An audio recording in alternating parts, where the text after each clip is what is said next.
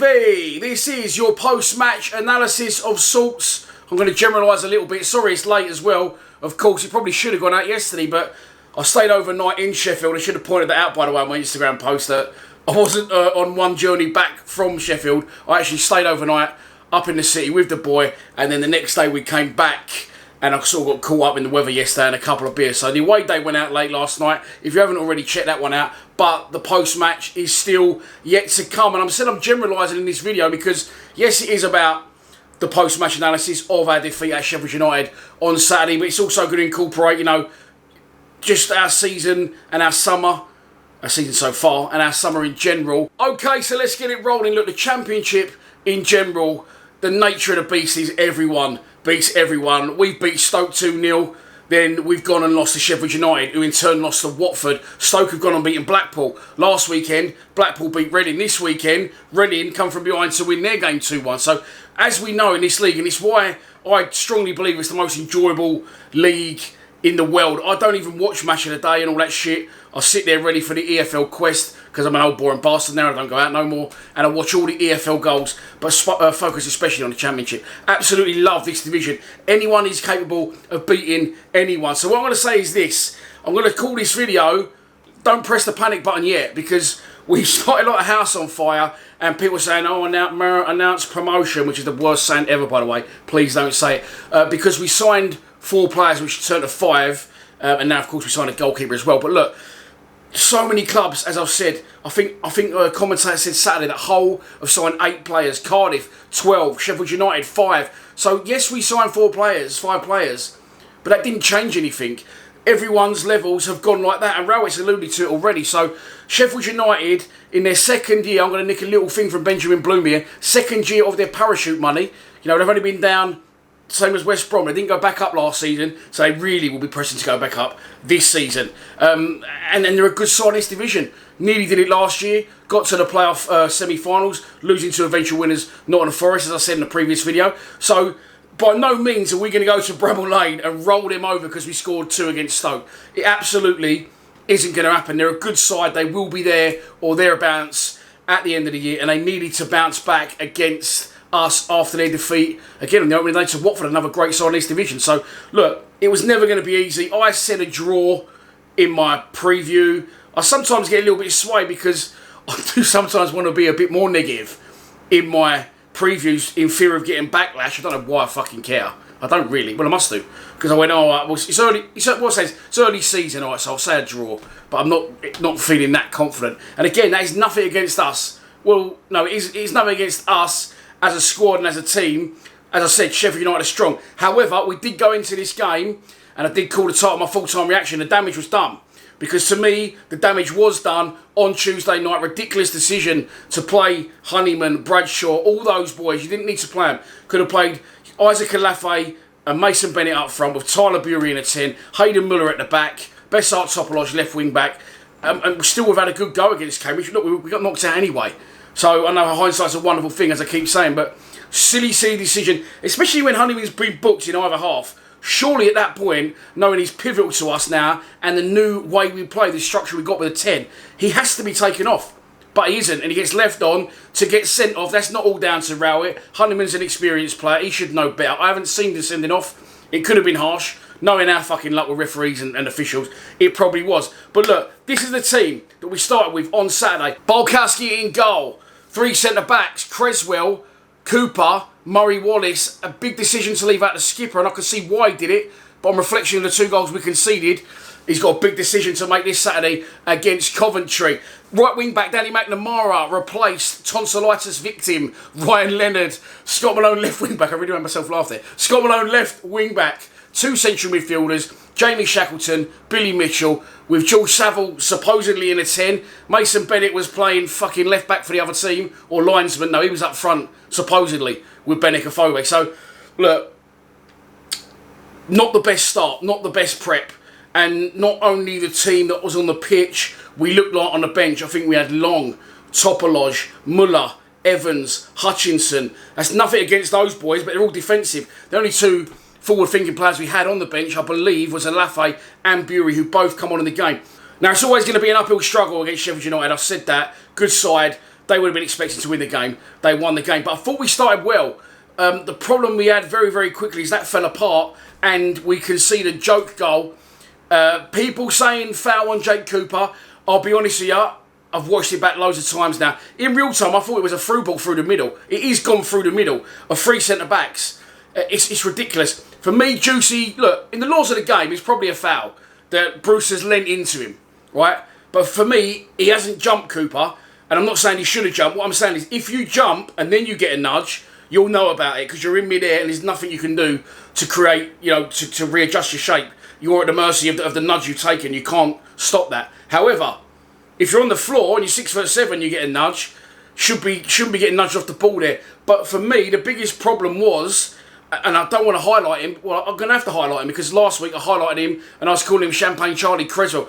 I have absolutely no fucking idea where Charlie Creswell is going for that first goal. If you watch it back, it's surely a golden rule of centre-backs. And I know it is, not from just playing myself at a low level, but when I had Stuart Nethercott on the show, Nevers went, I would talk with Joe Dolan or Tuttle, whoever I was playing with, and I'd go, right, you go for this one, and whoever goes, the other centre-back covers him behind. Especially we've got 3 of them, and Cooper's gone in, Creswell just run alongside him and not covered him behind, and we've just been done by the most pathetic ball in the world. Sheffield United had 1-0 up, it went from bad to worse. The mistake again, Creswell, I don't know who he was aiming for, and I'm not going to make it an assassination of Creswell because he's young, and he needs to do these things to learn.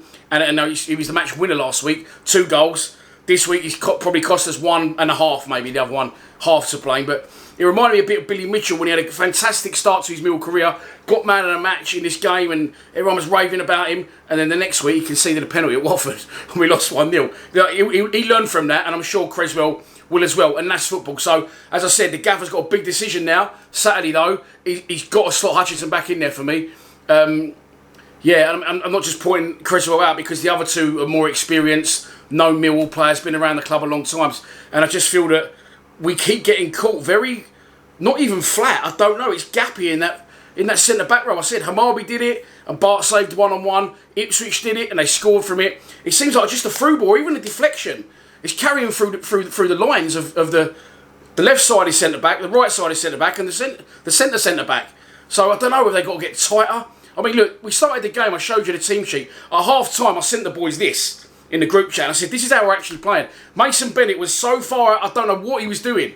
I don't know where he was playing, Mason Bennett. Really, I'm starting to get the ump there. He was miles and miles away from where he should be, but he's not a centre-forward.